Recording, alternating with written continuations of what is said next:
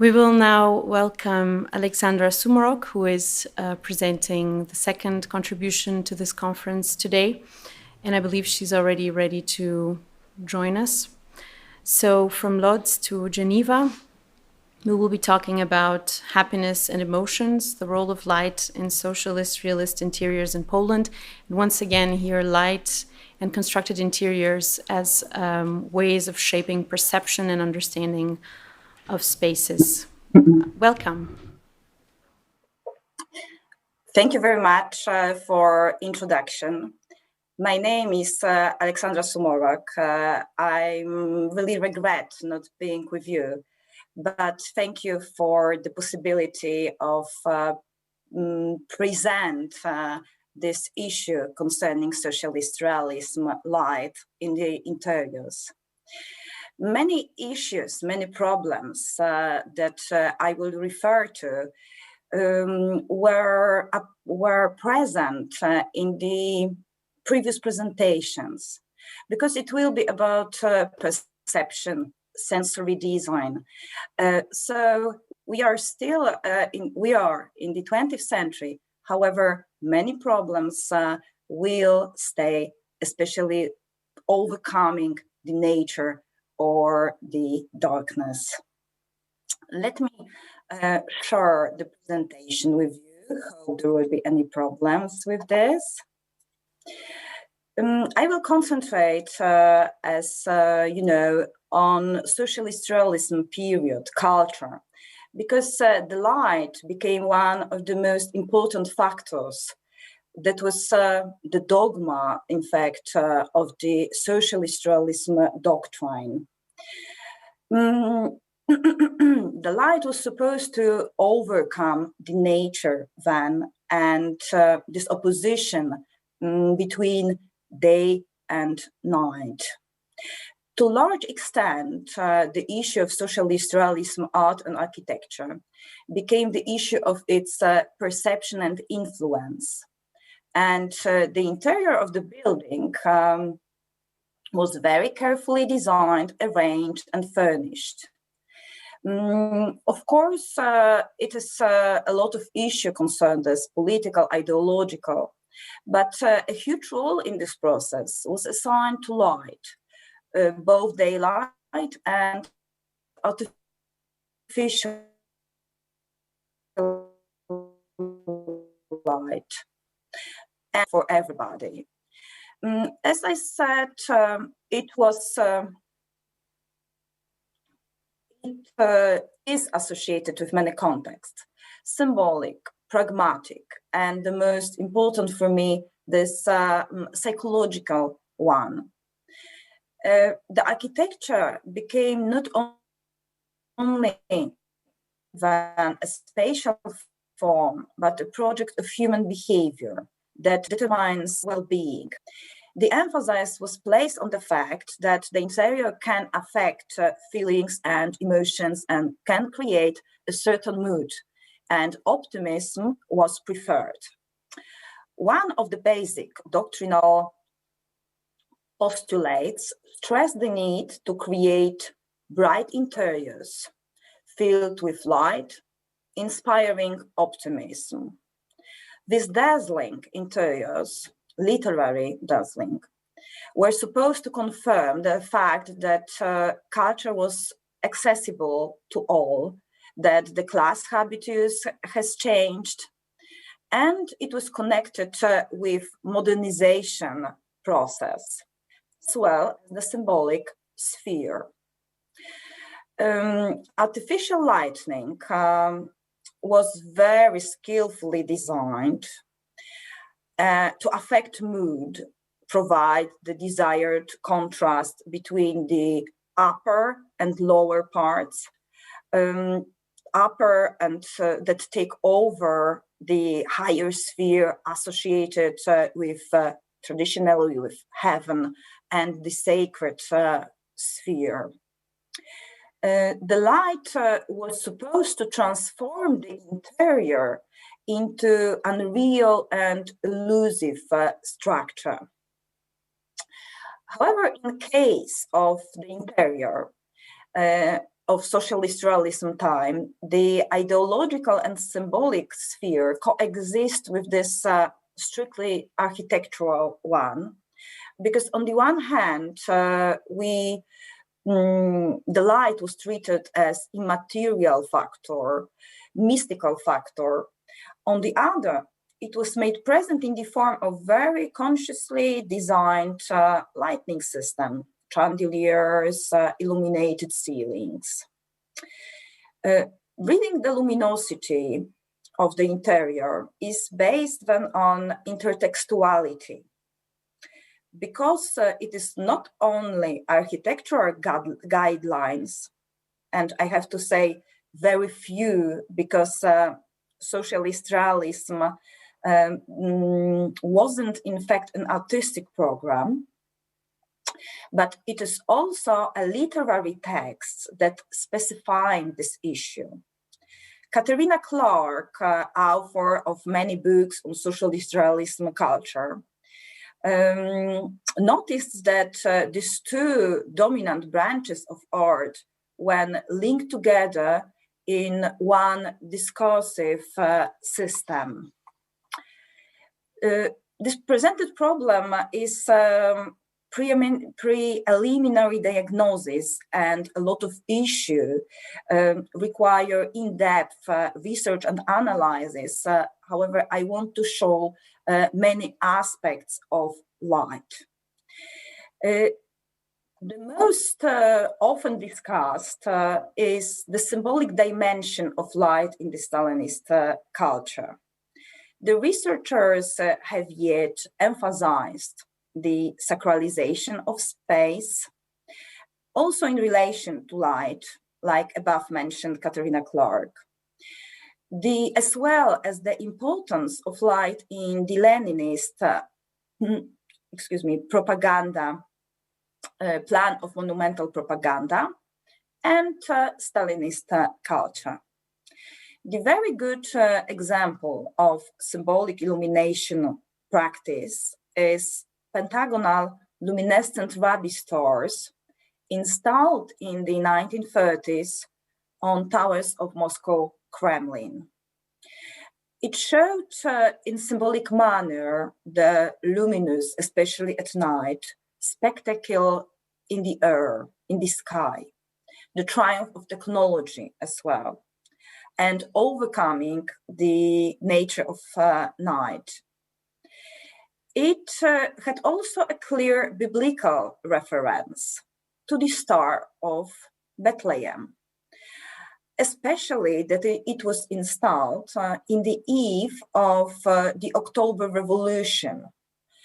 So it heralded a new communist era. Light became important ideological dogmas made present in the interior. The notion of alchemy of light, mysticism appeared. Numerous luminous metaphors were used.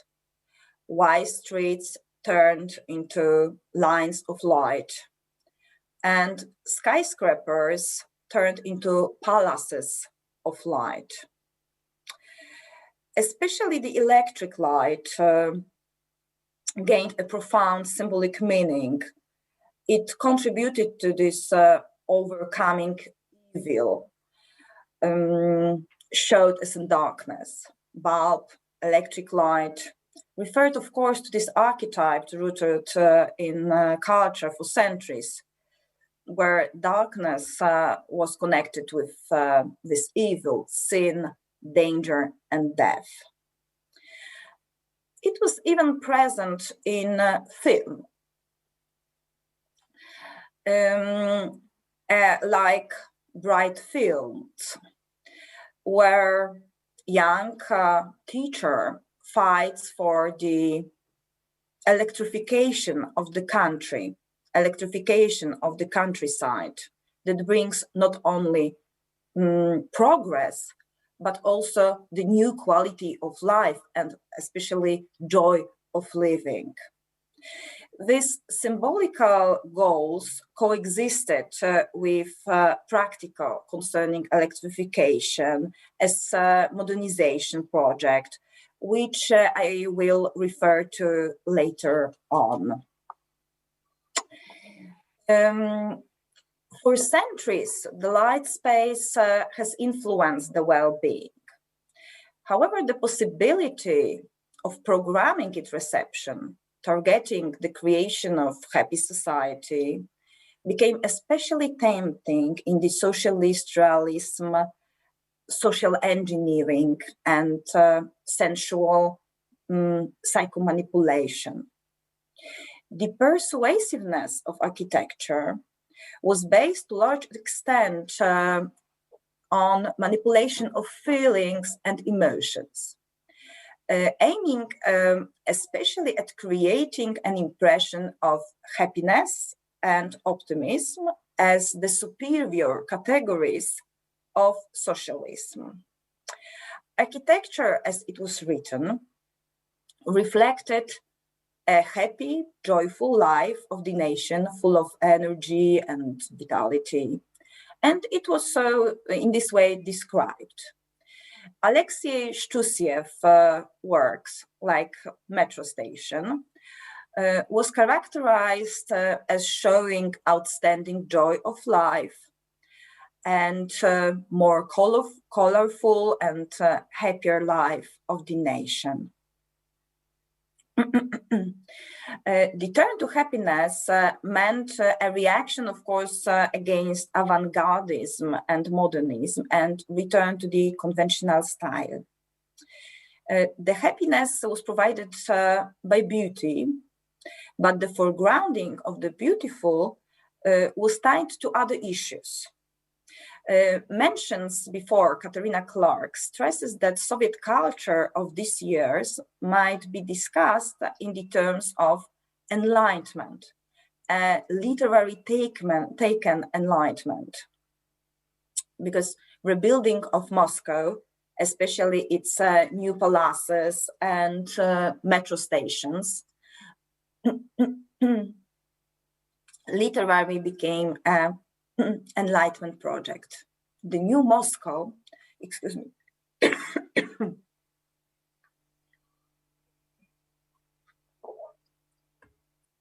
the new Moscow was the city to build of light.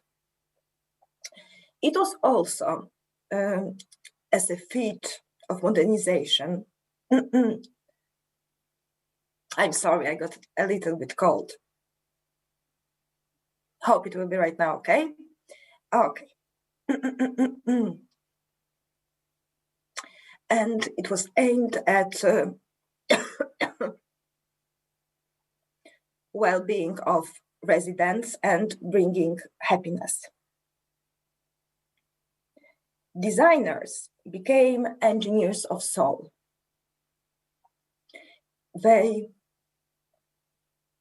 used perceptual mechanism and psychosomatic determinants as an instrument of persuasion. If you want to take a break 1 minute, I think it's better you drink some water. Okay, No, don't force yourself. I know you're not looking to nobody, so that's why I'm come to. Okay, no, yes, please. I know that it might be a little bit distracting and stressful for you. I'm quite okay, and I'm sorry. So I will take a short break, okay, just to make my drink some water. clearer. Take a Okay, just take a water. Well, you will okay, get more and congested. Going back to you, I'm terribly sorry, but don't worry. I'm going back to Moscow and to architecture. This architecture, the main ideologists of socialist realism in Poland, Edmund Goldzamp, wrote that architectural forms evoked reasoning, not only reasoning, but emotional associations. The form was to be above all sensory form, total form, what Boris Groys described as Stalinist Gesamtkunstwerk. The entire interior was responsible for creating impressions and emotions in accordance with the idea of Gesamtkunstwerk. Its layout, structure, decorations, material, space, and above all, light, which could bind together all composition and had the greatest impact on emotions and feeling. The cardinal matter was to create shiny, luminous space, pleasant and easy to perceive. This radiant space, filled with quasi-historical decoration, was supposed to bring a new era of better tomorrow. What was reserved for chosen passed to the general public then. The light was linked to the content of socialist architecture and informed about the advancement of socialist society, the change of class habitus. A cultural code has been added to this light space. Especially palace connotations were made. And this palace glow was available, as I said, for everybody, what was especially important in interiors designed for culture, theaters, philharmonics, and culture of palaces of culture. Artificial lighting was also related in the modernization process. It emphasized technical modernity and was connected with the postulate of industrialization, progress, equalization of differences between the city and the countryside. It was written even that the bulb brings the joy of life. It is a joyful symptom of progress, contributing to the improvement of culture. What is directly also expressed in films, like mentioned bright films, showing, presenting the fighting for electrification of the country.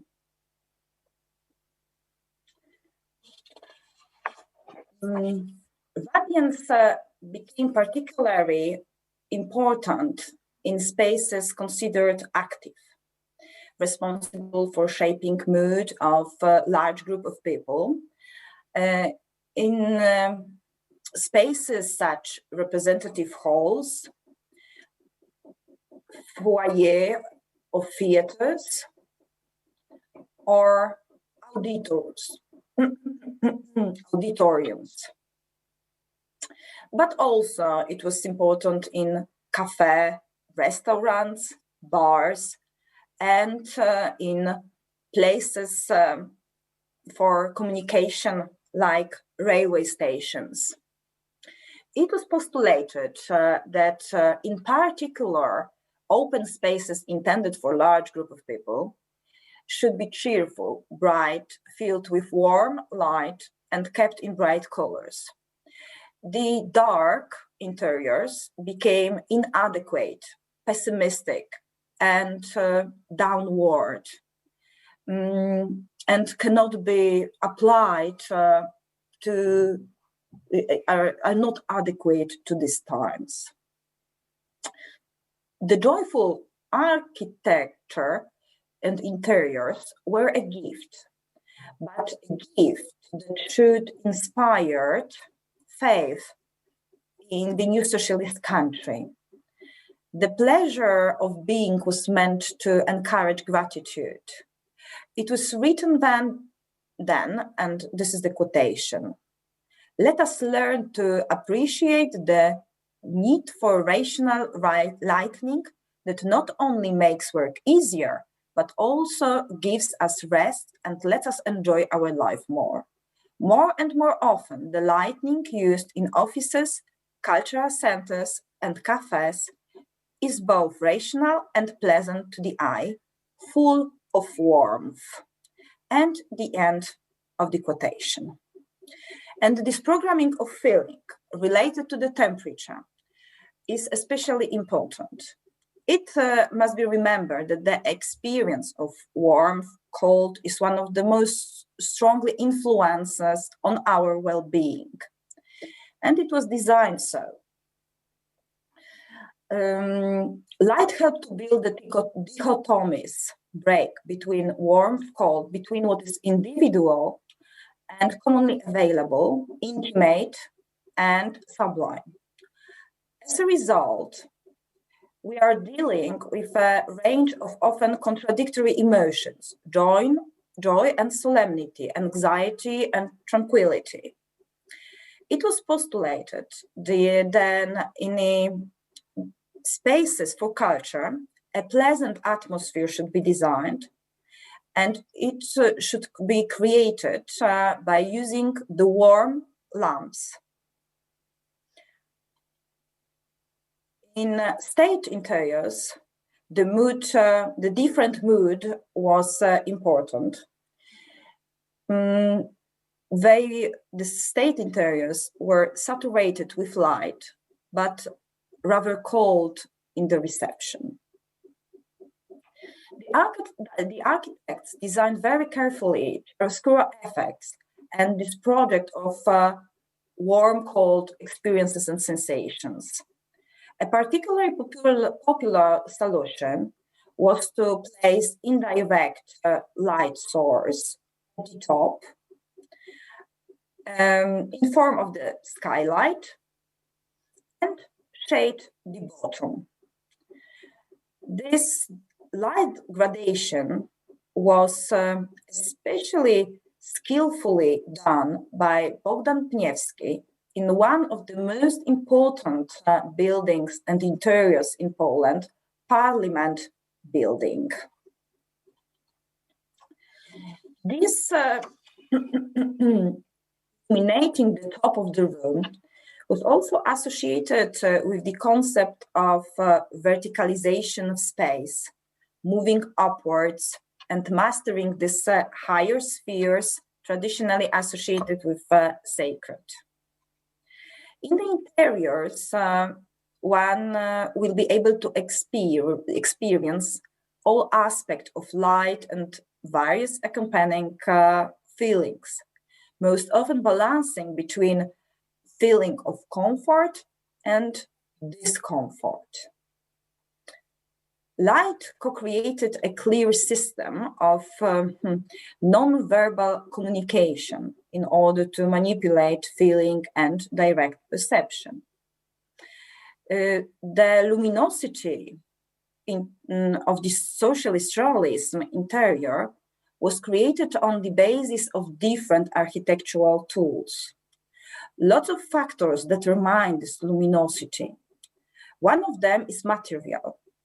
For the intensification of the glow of the interiors, very important was material and its texture.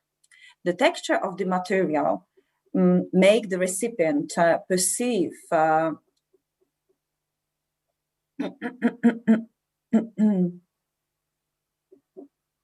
excuse me, the interior as warm, cozy, calm, or cool, sublime, than overwhelming and intimidating.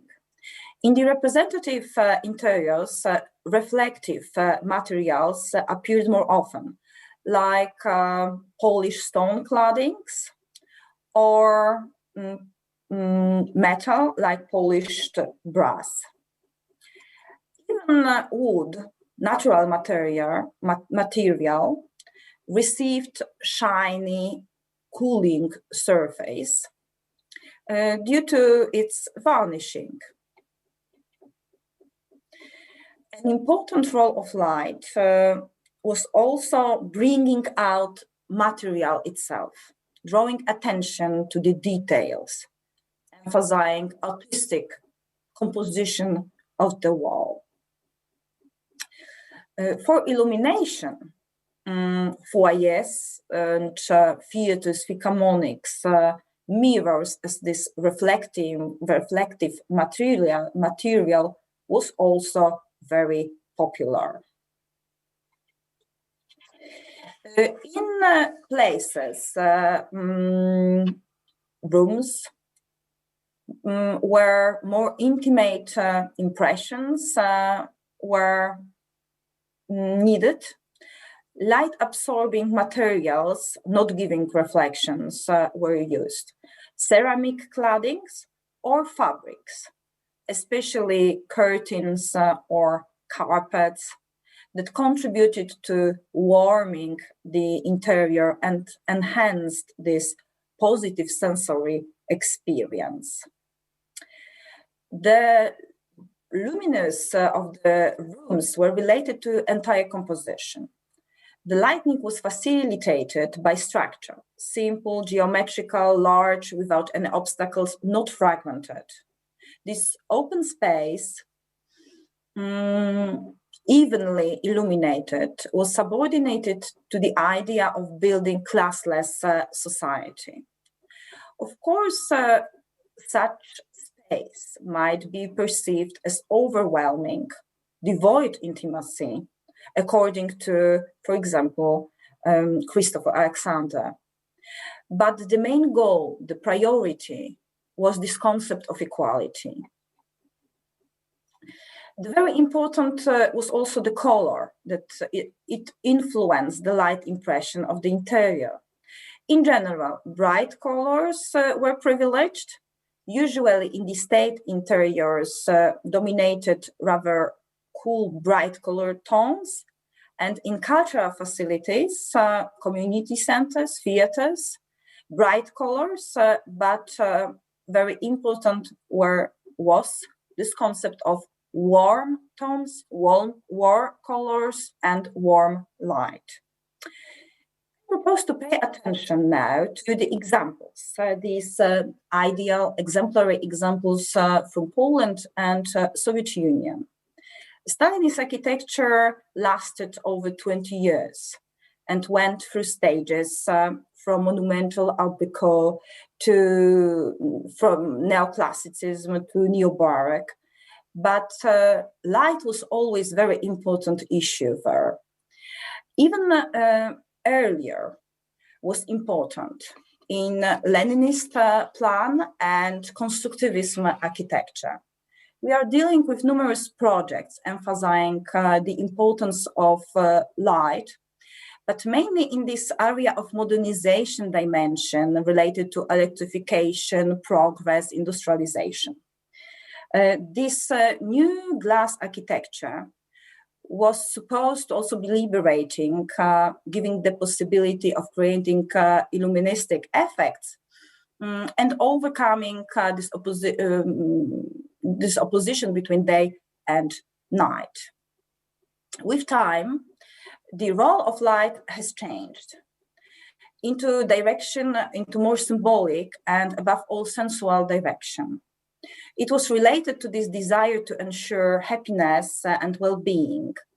And it was supposed to fill the interior with this warm light. The Moscow metro is the perfect example, a modern means of transport enriched with palace decorations, established the ideal modern space, combining the old in sense of form with the new in technological dimension, fulfilled with light. The metro represented the most coherent statement on socialist realist interiors. It established a canon of socialist realist interior aimed at creating luxurious spaces filled not only with expensive materials, but also saturated with light. And not only in Russia, but also in other countries, communist countries, where socialist realism was, imposed, such underground palaces made of light were supposed to appear, like in Warsaw and in Budapest. In Warsaw, it wasn't built. In Budapest, only one station. In case of subway, the underground structure, the darkness was defeated. And the light made the underground unreal structure.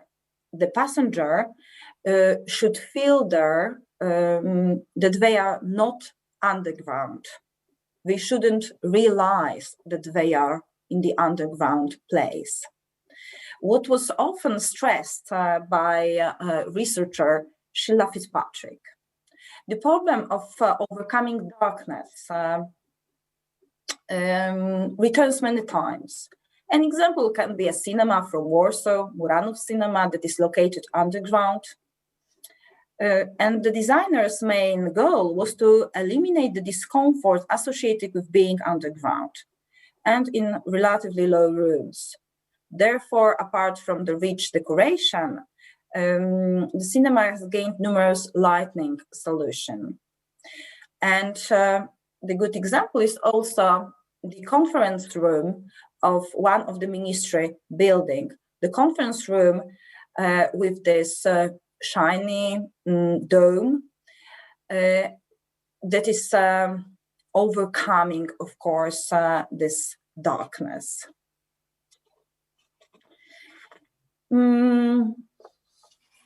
Buildings made of light, palaces of light, of course, became Vysotkas, the Moscow skyscrapers, and the 8th one, Palace of Science, of Culture and Science in Warsaw.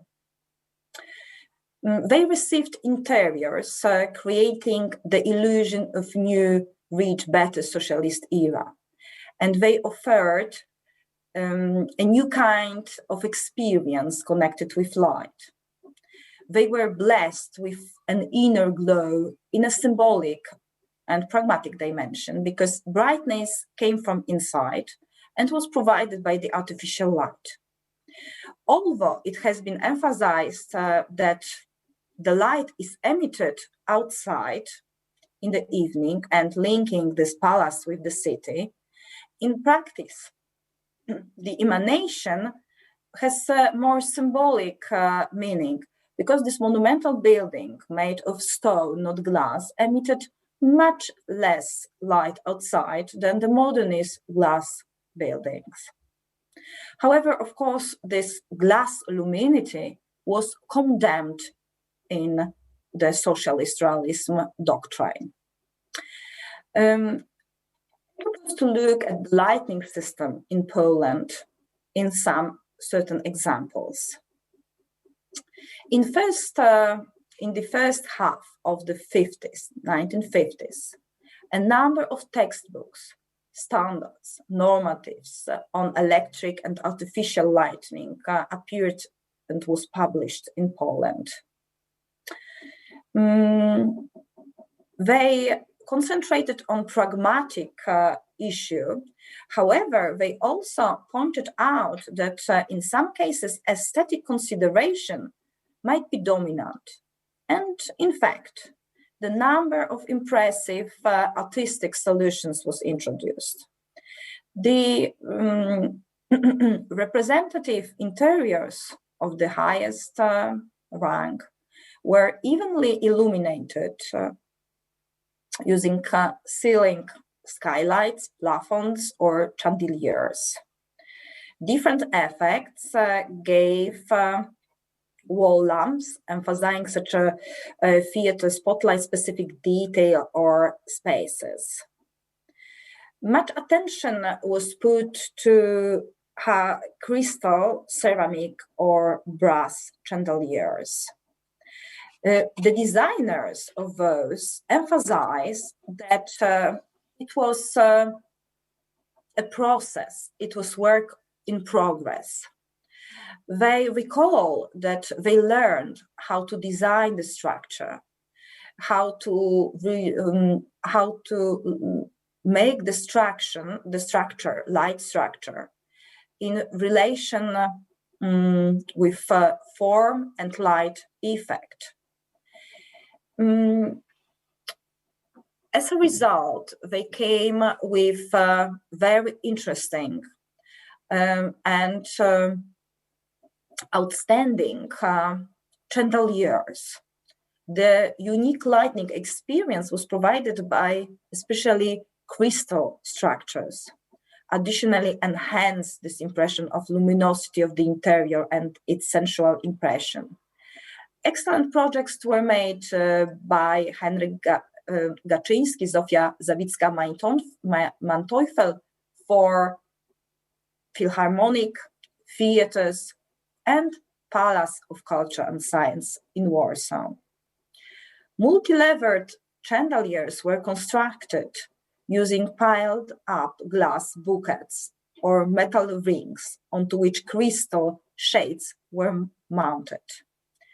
There were also plafonds, crystal plafonds made from glass beads, and candelabra.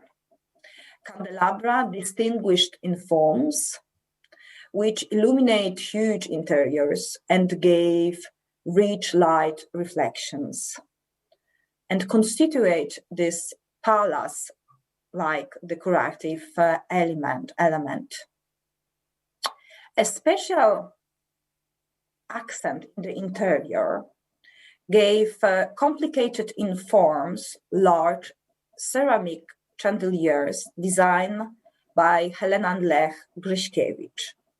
They were more sculptures, in fact, than this lighting chandeliers. Very important were also overhead ceilings lighting that ensured this even light saturation and at the same time desired movement upward. It was provided by modular skylights integrated with architecture and adjusted to the size of the given interior. They consist of aluminum frame divided into squares and shields made of frosted glass, which sometimes constituted separate light coffers. And illuminated ceiling gave this desired light and shade effects. Other lighting solutions were used for corridors and with places with lower ceilings. They served as auxiliary lighting. Lighting issue in auditoriums, theaters, especially theaters, were different matter and solved a little bit differently.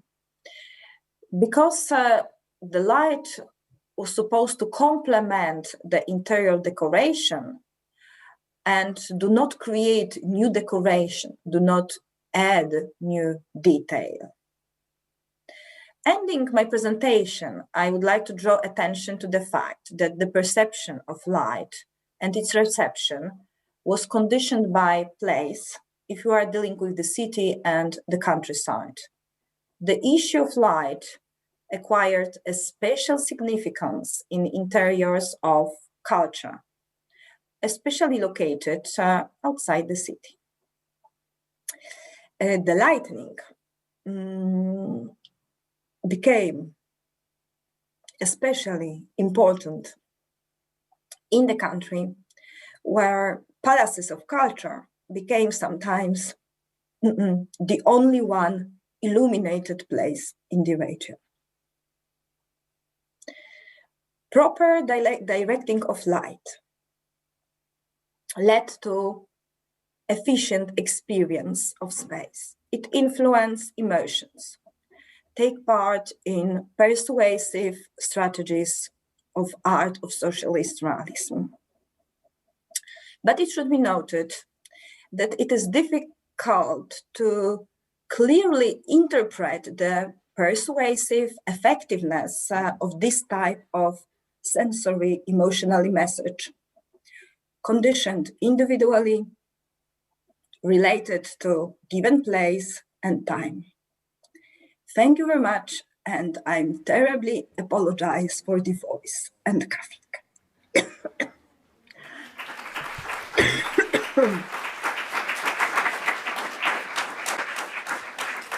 No worries at all, Dr. Sumorok. So for our dear audience here in the room, if you have any questions, please formulate them in your minds and give them to me. I know I have quite a few, but I will just start with one and then open it up to the audience as well. So first of all, I wanted to say thank you very much for this very interesting voyage into a series of interiors, mostly in Poland. I think this idea of the Stalinist Gesamtkunstwerk and this idea of the engineers of souls was extremely impressive. And I have two questions, but I will ask one and see if there's somebody from the audience who also wants to say something. You talked about Poland. You showed also some case studies in Moscow, and you mentioned Budapest in your presentation, especially when talking about the subway. But I wonder if in your research you've encountered this idea of this imposition of socialist realism in other places of the Soviet Union. Did you find that this spread in the same way that you have presented in your images in other places of the Soviet Union? And if yes, do you have any other cases that you would briefly like to allude to?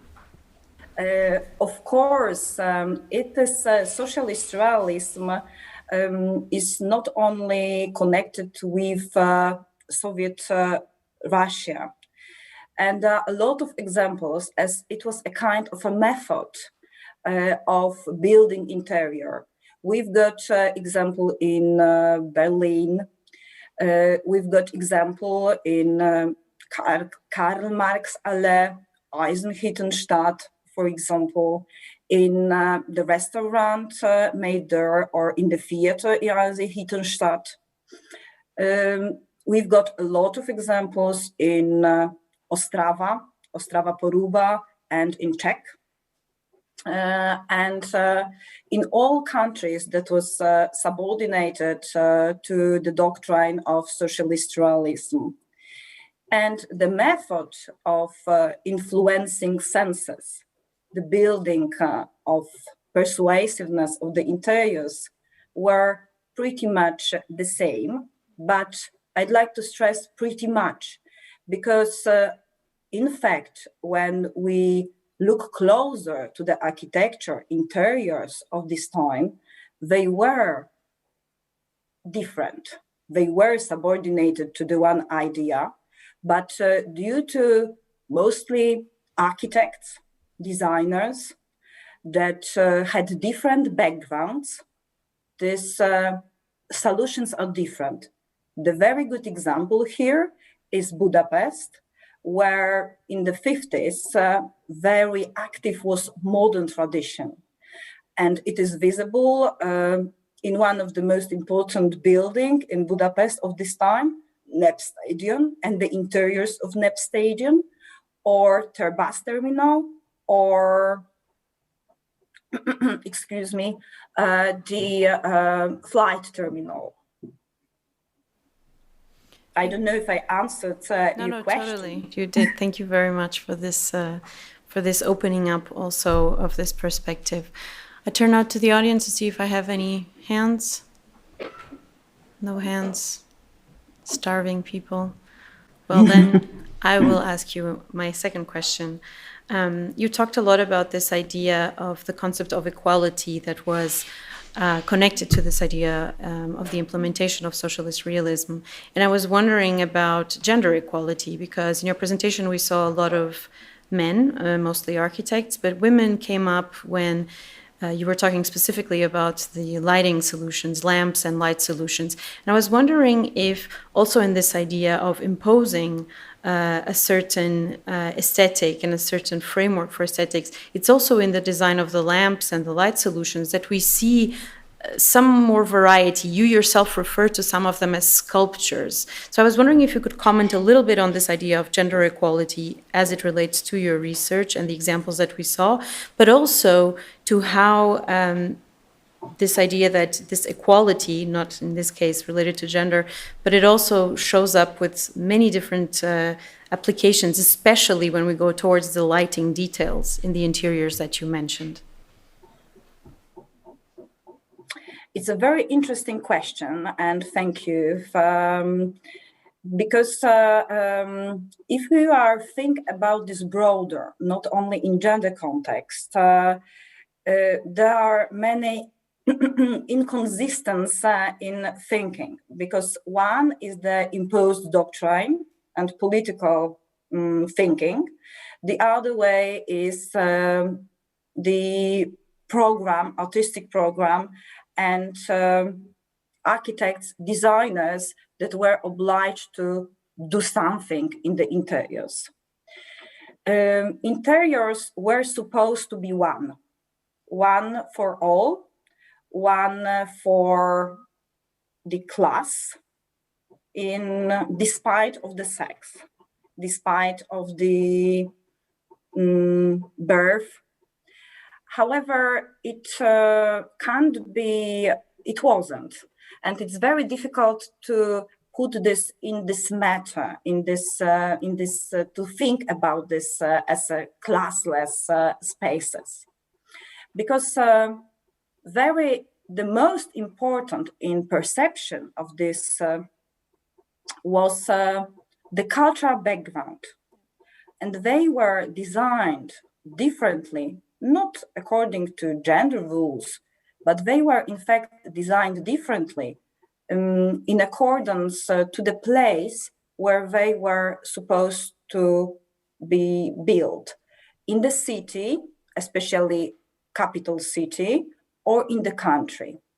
In all countries that were subjected to socialist realism, the buildings and interiors in the country were more palace-like, and they were more affecting the senses, as it was easier to affect the worker. And the palaces of culture were, especially palaces of culture, were for everybody, and in fact, in practice, they were for everybody. There were cinemas, there were libraries, and they had this very profound modernization effect, social, and they take part in this social modernization. And they affect in many ways society. And it doesn't matter if it was women, children, or men, even if the theory and doctrine said differently. And so much different were the realizations in the cities. They were much more sophisticated and sometimes directed to the different social group. Journalists, the Palace of Culture for journalists, Youth Palace, or Architect Palace, or the place, cultural community place for architects. And these places, especially for architects, were designed in a very modernist manner. So they differ, but I think that they differ not in a way the doctrine imposed on them. Thank you. Thank you very much for that answer. And so with this very important understanding and allusions that you made throughout your presentation, we will get to our lunch break. We will, please, a warm applause for Dr. Boutsikas, for Dr. Sumorok. They will come back tomorrow afternoon for the joint discussion at the end of our 2 days program. So please, a warm applause for them.